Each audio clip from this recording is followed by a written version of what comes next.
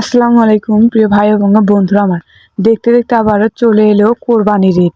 যাদের সামর্থ্য আছে তাদের অবশ্যই কোরবানি করতে হবে। আর গরিব দুঃখীদের উপর কোরবানি যে ততটাও না। কিন্তু ধনীদের যাদের টাকা পয়সার অর্থ সম্পদের কোনো কুল-কিনারা নাই, অবশ্যই তাদেরকে কোরবানি দিতে হবে।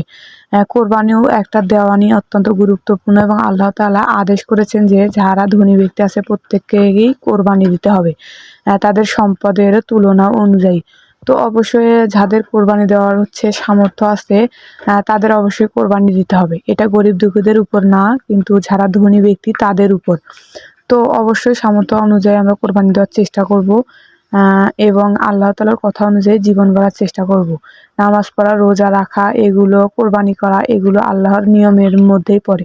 তো ভুল ত্রুটি হলে ক্ষমার দৃষ্টিতে দেখে চ্যানেলটা সাবস্ক্রাইব করতে ভুলবেন না।